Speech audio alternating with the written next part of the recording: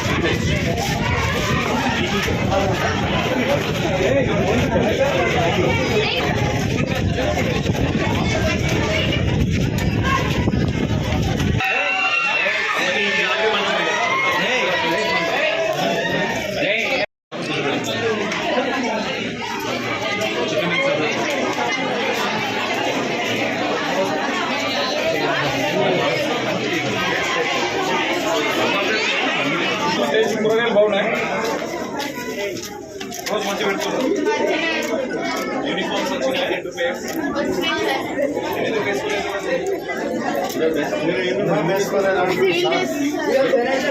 ఇవాళ civil dress sir.